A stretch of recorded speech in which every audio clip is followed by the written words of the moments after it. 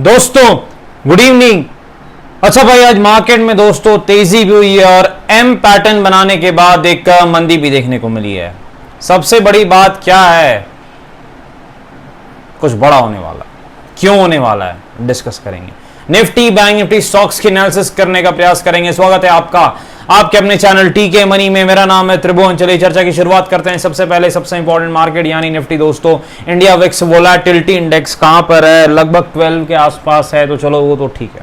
अब आगे क्या, देखिए आज निफ्टी ने 24,970 के आसपास एम पैटर्न बनाया है और एक बड़ी गिरावट भी दिखाई है। अब इसका मतलब क्या हो जाता है, देखिए इसका मतलब बड़ा क्लियर होता है कि अगर निफ्टी अगले दो दिनों में अगर निफ्टी 25,000 के ऊपर जाकर क्लोजिंग नहीं देता है तो मेरे ख्याल से करेक्शन की शुरुआत हो गई है, पिटाई अच्छे से होगी।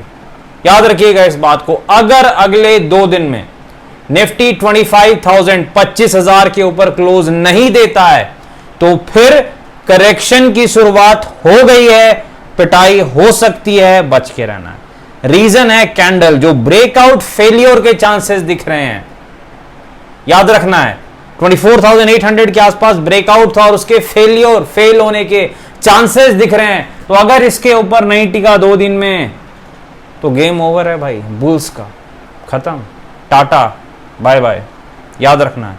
अब देखिए यहां पर जो है निफ्टी में क्या करना है, अगर तेजी करने का शौक है, ऐसा कुछ आपको काफी ज्यादा मन कर रहा है कि तेजी करनी है, तो कम से कम 24,900 के ऊपर करे, कम से कम 24,900 के ऊपर एक 30 पॉइंट का स्टॉप लॉस लेकर के तेजी करें और टारगेट रखें 25,000 का, 25,000 के आसपास का टारगेट आप रखें एग्जैक्टली। तो टारगेट दोस्तों बेस्ट रहेगा 24,970 से लेके 25,000 के बीच में, यही टारगेट होगा। लेकिन फिर भी चलिए 25,000 रख सकते हैं।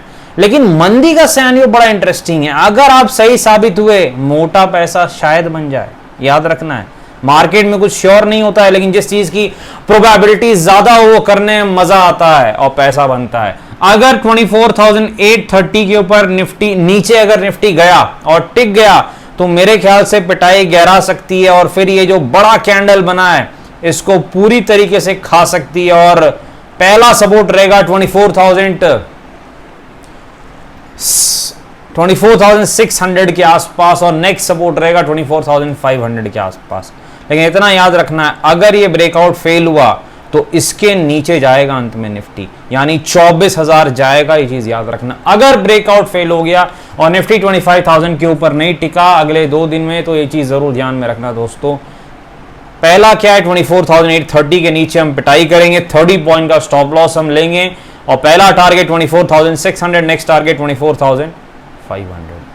WM बिल्कुल याद रखना है।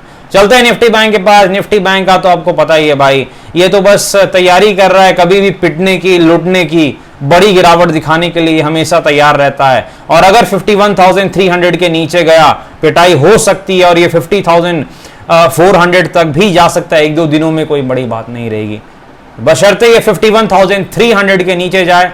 100 पॉइंट का स्टॉप लॉस लेके कम से कम 500-600 पॉइंट की मंदी के लिए हम खेलेंगे। लेकिन तेजी का सिनेरियो क्या है, क्योंकि ट्रेडर एक तरफ तो सोच नहीं सकता है, अदरवाइज वो ट्रेडर है नहीं।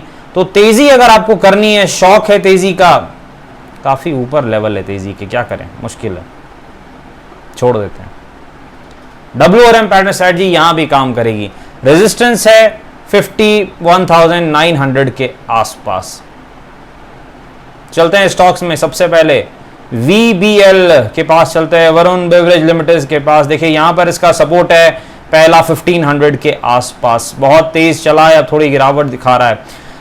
डीमार्ट का सपोर्ट कहां पर है, 4800 के आसपास है। डीमार्ट अच्छा स्टॉक है लेकिन काफी भागा हुआ है। पेज इंडस्ट्रीज एक और अच्छी कंपनी है, काफी भागी हुई है, तो पिटाई हो सकती है और हो सकता है ये 40,000 तक भी जा सकती है। HAL हिंदुस्तान एरोनॉटिक्स लिमिटेड में अब करेक्शन दिख रहा है। डिफेंस स्टॉक्स की परफॉर्मेंस उतनी अच्छी नहीं रही है और अगर 5,060 के ऊपर HAL नहीं जाता है तो दिक्कत हो सकती है और हो सकता है ये 4,500 के लेवल भी शॉर्ट टर्म में दिखा सकता है HAL।